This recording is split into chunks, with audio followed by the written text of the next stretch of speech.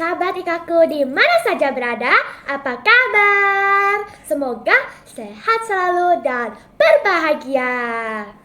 Ocel akan membahas tentang orang kudus. Kali ini yuk kita belajar bersama tentang siapakah Santo Padre Pio. Kesucian diri seseorang selalu menjadi tanda jelas kehadiran Allah di tengah umatnya. Santo, Santa bukanlah pribadi yang istimewa, tetapi mereka mampu menggunakan talenta yang diberikan oleh Allah demi memuliakan Tuhan lewat cinta kepada sesama dan gerejanya. Semoga kita pun tergerak oleh cara hidup mereka dan bangkit untuk memberikan yang terbaik kepada Tuhan dan sesama kita. Yuk sekarang kita simak orang kudus kali ini, Padre Pio. Francesco Fortuné dilahirkan pada tanggal 25 Mei 1887 di sebuah kota kecil bernama Pietrelcina, Italia Selatan. Dia adalah anak kelima dari 8 putra-putri keluarga petani Grazio Fortuné dan Maria Giuseppa D'Annunzio atau biasa disebut sebagai Mama Pepa. Mama Pepa mengenalnya sebagai anak yang berbeda dari anak-anak lain sebayanya. Ia tidak pernah tidak sopan ataupun bersikap tidak pantas. Sejak usia 5 tahun, Francesco dianugerahi penglihatan-penglihatan surgawi dan juga mengalami penindasan-penindasan setan. Ia melihat dan berbicara dengan Yesus dan Santa Perawan Maria, juga dengan malaikat pelindungnya. Ketika berusia 12 tahun, Francesco kecil menerima sakramen penguatan dan menyambut komuni kudusnya untuk yang pertama. Pada tanggal 6 Januari 1903, terdorong oleh semangat yang menyala-nyala, Francesco yang berusia 16 tahun masuk novisiat biarawan Capuchin di Morcon. Pada tanggal 22 Januari, Francesco menerima jubah Fransiskan dan menerima nama Bruder Pio. Di akhir tahun novisiat, Bruder Pio mengucapkan kaul sederhana yang dilanjutkan dengan kaul meriah pada tanggal 27 Januari 1907. Karena kesehatannya yang buruk, setelah ditabiskan sebagai imam pada tanggal 10 Agustus 1910, Padre Pio harus tinggal kembali bersama keluarganya. Para dokter yang mendiagnosanya memaklumkan bahwa ia mengidap infeksi paru-paru dan bahwa masa hidupnya hanya tinggal sebulan saja. Meski demikian, 6 tahun bergulat dengan penyakitnya, kesehatan Padre Pio mulai membaik. Pada bulan September 1916, Padre Pio diutus ke rumah biara San Giovanni Rotondo, di mana ia tinggal hingga akhir hayatnya. Bagi Padre Pio, iman adalah hidup. Ia menghendaki segala sesuatu dan mengerjakan segala sesuatu dalam kerang iman. Seringkali dia tampak tenggelam dalam doa-doa yang kusuk. Ia melewatkan siang hari dan sebagian besar malam hari dalam percakapan mesra dengan Tuhan. Padre Pio akan mengatakan dalam kitab-kitab kita mencari Tuhan, dalam doa kita menemukannya. Doa adalah kunci yang membuka hati Tuhan. Iman membimbingnya senantiasa untuk menerima kehendak Allah yang misterius. Pada tanggal 20 September 1918, Sementara berdoa di depan sebuah salib di kapel tua, tiba-tiba suatu sosok seperti malaikat memberinya stigmata. Stigmata itu terus terbuka dan mencucurkan darah selama 50 tahun.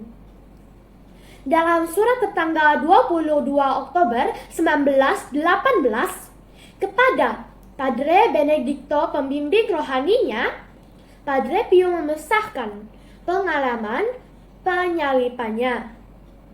Apakah yang dapat kukatakan kepadamu mengenai penyalipanku, ya Tuhan? Betapa aku merasa bingung dan malu apabila aku berusaha menunjukkan kepada orang lain apa yang telah Engkau lakukan kepadaku, makhlukmu yang hina dina. Padre Pio adalah imam pertama yang menerima stigmata Kristus. Para superiornya berusaha merahasiakan kejadian itu. Kendati demikian, berita segera menyebar dan ribuan orang berduyung-duyung datang ke biara yang terpencil itu, baik mereka yang saleh maupun mereka yang sekedar ingin tahu. Sesungguhnya setiap pagi sejak pukul 4 dini hari selalu ada ratusan orang dan terkadang bahkan ribuan orang menantinya. Padre Pio tidur tak lebih dari 2 jam setiap harinya dan tak pernah mengambil cuti barang sehari pun selama 50 tahun imamatnya. Hidupnya penuh dengan berbagai karunia mistik, termasuk kemampuan membaca batin para peniten, bilokasi, levitasi, dan jamahan yang menyembuhkan. Darah yang mengucur dari stigmatanya mengeluarkan bau harum wangi atau harum bunga-bungaan. Padre Pio memiliki 2 prakarsa dalam 2 arah. Arah vertikal kepada Tuhan dengan membentuk kelompok doa pada tahun 1920 dan masih aktif hingga kini dengan 400 ibu pendoa yang tersebar di seluruh dunia. Arah horizontal kepada komunitas yang menderita dengan mendirikan sebuah rumah sakit modern. Casa Sollievo della Sofferenza atau rumah untuk meringankan penderitaan yang dibuka pada tanggal 5 Mei 1956 dan hingga kini melayani sekitar 60.000 pasien setiap tahunnya. Selama 50 tahun imamatnya, Padre Pio menjalin persatuan yang akrab, mesra dengan Tuhan melalui Ekaristi Kudus. Yang paling luar biasa dalam kehidupannya bukanlah mukjizat penyembuhan ataupun pertobatan orang dengan perantaraannya, melainkan pelayanannya di altar, mempersembahkan kurban misa kudus, di mana ia menjadi satu dengan Kristus yang tersalib. Pater Pio ada menulis sebagai berikut: kalian akan datang kepada Tuhan dan menempatkan diri di hadiratnya karena 2 alasan utama. Pertama, kita menyampaikan kepada Tuhan penghormatan dan ketaatan yang memang sudah sepatutnya. Hal itu dapat dilakukan tanpa ia berbicara kepada kita dan tanpa kita berbicara kepadanya. Sebab kewajiban ini dapat dituaikan dengan mengakui Dia sebagai Tuhan kita dan mengenali diri sebagai makhluk ciptaannya yang hina dina, yang secara rohani rebah di hadapannya menanti perintah-perintahnya. Alasan kedua, mengaturkan diri ke hadirat Allah sementara berdoa adalah untuk berbicara kepadanya dan mendengarkan suaranya lewat inspirasi dan pencerahan batin. Apabila kalian berdoa di hadirat Tuhan, hadapilah kebenaran, berbicaralah kepadanya. Jika kalian dapat dan jika kalian tak dapat mengatakannya, berdiam diri sajalah.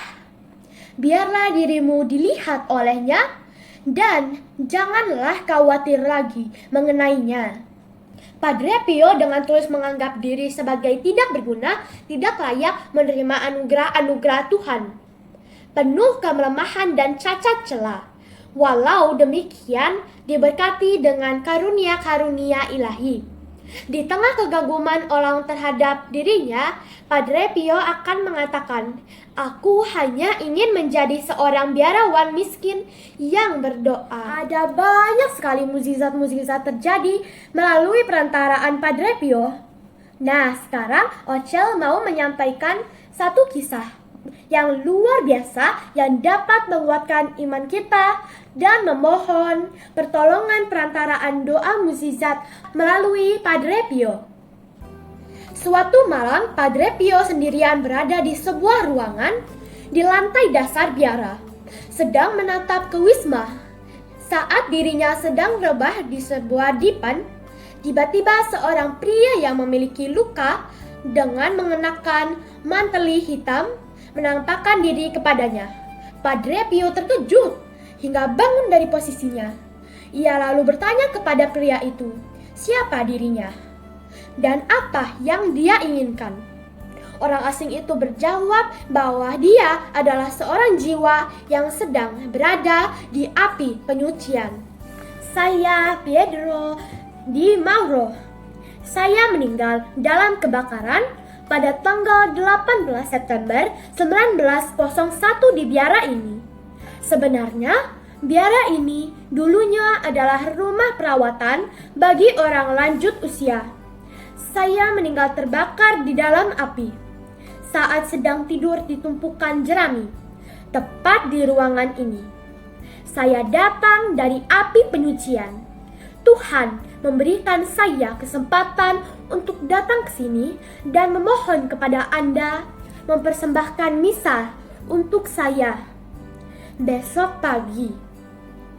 Berkat satu misa kudus yang diadakan, saya akan memperoleh jalan masuk ke surga. Padre Pio kemudian berjanji akan mengadakan misa untuknya. Padre Pio kemudian mengisahkan, saya lalu ingin menemaninya ke pintu biara. Saya baru sadar bahwa saya telah berbicara dengan orang yang sudah meninggal. Saat kami keluar menuju halaman gereja, pria yang berada di sisi saya tiba-tiba menghilang. Saat itu saya benar-benar merinding, agak ketakutan. Setelah ia menghilang dan saya masuk kembali ke dalam biara, Padre Paulino dari Casa Calendra, kepala biara ini, melihat kegugupan dalam diri saya. Lalu saya menceritakan pengalaman tadi dan menjelaskan kedatangan orang meninggal tersebut. Setelah itu saya minta izin untuk merayakan misa kudus bagi jiwa yang telah meninggal itu. Beberapa hari kemudian, Pastor Paulino yang ingin memastikan informasi tentang orang yang meninggal di biara tersebut pergi ke kantor registrasi komune Santo Giovanni Rotondo.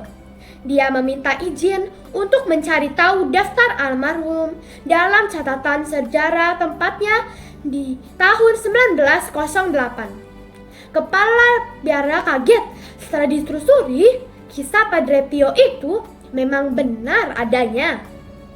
Dalam daftar orang meninggal yang tercatat dengan sejarah biara itu, Pastor Paulino menemukan nama belakang dari orang yang meninggal yang menampakkan diri kepada Padre Pio. Juga penyebab kematiannya.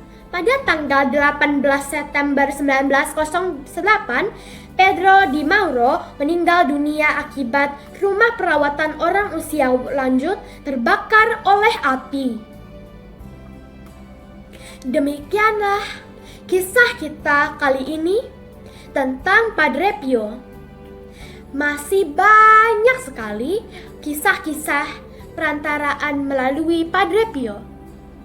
mukjizat-mukjizat melalui doa Padre Pio, mukjizat kesembuhan, pengusiran setan, dan banyak lagi tentang Padre Pio.